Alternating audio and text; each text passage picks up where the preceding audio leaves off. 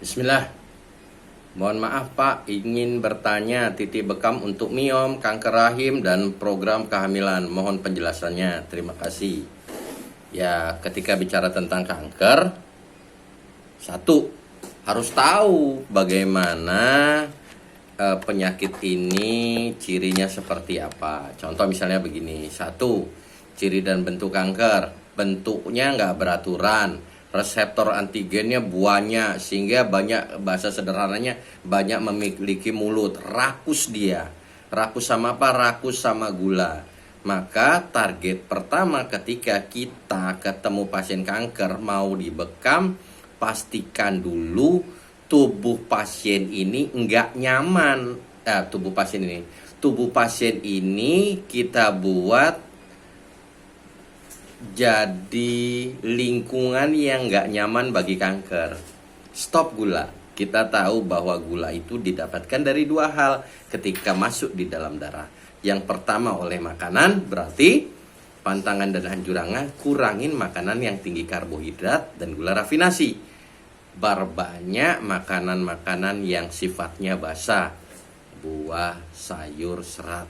Yang kedua, gula masuk di dalam darah itu lewat organ hati. Kok bisa lewat organ hati? Ada glikogen yang dipecah oleh glukagon, yang nantinya glikogen ini berubah jadi glukosa masuk di dalam. Nah, ketika glukagon aktif, sesungguhnya diakibatkan adanya hormon stres yang keluar yang namanya kortisol. Nah, pastikan hormon kortisol itu nggak banjir pada pasien yang kena kanker ini.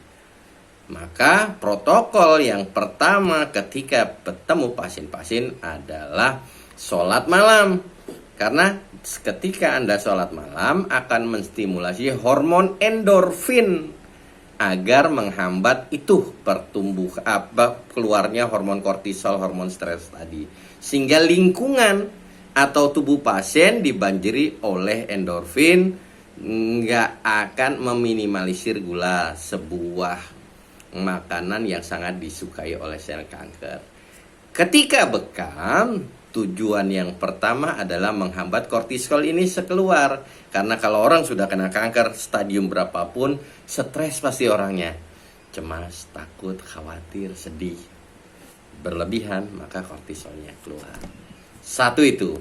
Yang kedua, ciri berikutnya, karena pertumbuhannya nggak kekontrol, ini sel kanker, karena di sel kanker itu kan kalau sel dibuat lebih kecil lagi namanya DNA. Di DNA itu ada RNA. Nah, di ujung dari RNA itu ada namanya enzim telomerase. Jadi kalau enzim telomerasenya, jadi setiap sel seseorang itu pasti ada umurnya, ada kematiannya. Nah, kalau yang namanya sel kanker nggak punya itu yang namanya umur, karena dia bisa memproduksi enzim telomerase, dia jadi abadi. Inangnya mati baru dia mati. Nah, itu. Maka hal yang pertama, ini gimana caranya cari lawan nih yang namanya sel kanker. Cari apa? Antibodi dalam tubuh. Bahwa di tubuh kita itu punya namanya sel T sitotoksik, sel pembunuh yang tugasnya makanin sel-sel abnormal, termasuk sel kanker.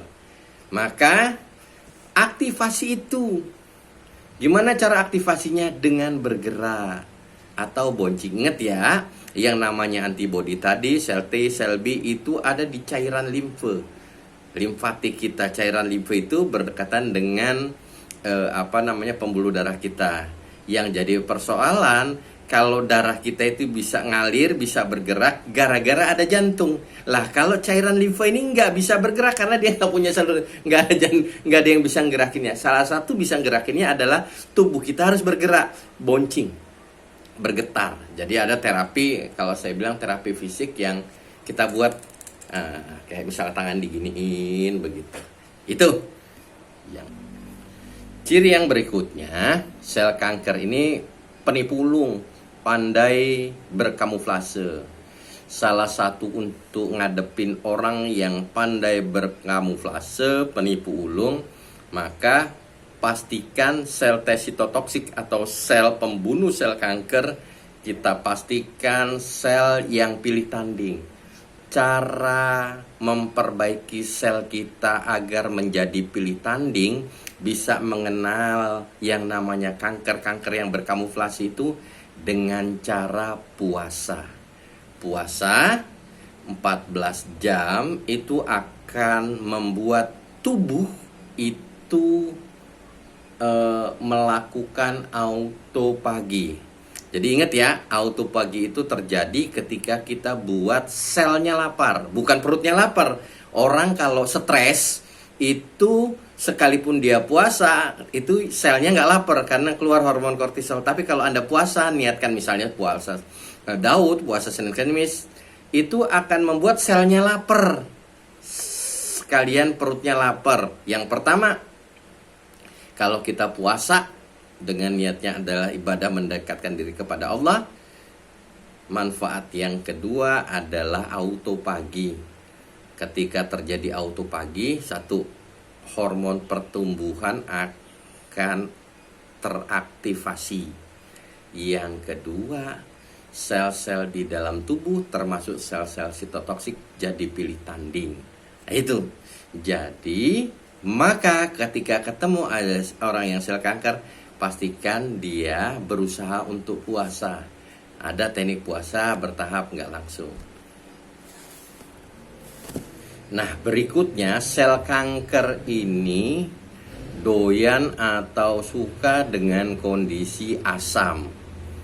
Dia nggak suka kondisi basah. Jadi perhatikan kliennya kalau sering minum obat-obat kimia sintesis, biasanya kondisi tubuhnya pasti asam. Karena obat-obat kimia itu biasanya asam asam ringan, kondisi lambung asam. Jadi asam ketemu asam, efektivitas reaksi kalau dia minum obatnya jadi lebih bagus. Makanya nanti kalau Anda makan makanan yang basah atau pengobatan dengan herbal jauh lebih lama dibandingkan dengan obat kimia. Karena itu tadi, karena kondisi obat herbal itu biasanya sifatnya basah karena dari tumbuhan. Selain kondisi asam itu tadi, maka pilihan makan makanan yang basah, si sel kanker juga nggak suka oksigen. Nah, ini ya, ternyata ketika Anda membekam orang yang biasanya kena kanker, biasanya kapasitas paru-paru dia membesar, keseimbangan antara oksigen yang ada di paru-paru dengan karbon dioksida yang ada di jaringan itu sangat-sangat timpang, nggak seimbang. Apa yang terjadi? Daya ikat atau afinitas si sel darah terhadap oksigen yang dia bawa dari paru-paru kemudian lari ke jantung yang tadinya mau dikirimkan ke jaringan, ini daya ikatnya terlalu kuat sehingga oksigennya sulit ngelepas. Itu yang terjadi. Maka untuk mengatasi itu, kembalikan keseimbangannya dulu.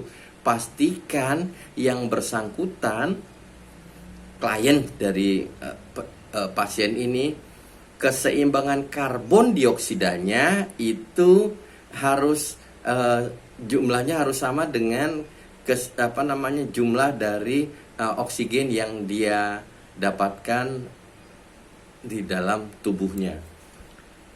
Bisa dibuat dengan kop kering. Anda buat kop banyak gitu ya, 8-14 kop, 3-5 menit. Ketika Anda mengkop itu, area sekitarnya kan mengalami hipoksia, terjadi peningkatan yang namanya karbon dioksida. Ketika karbon dioksida di jaringannya meningkat, maka yang namanya oksigen mudah dilepaskan ke jaringan oleh sel darah merah.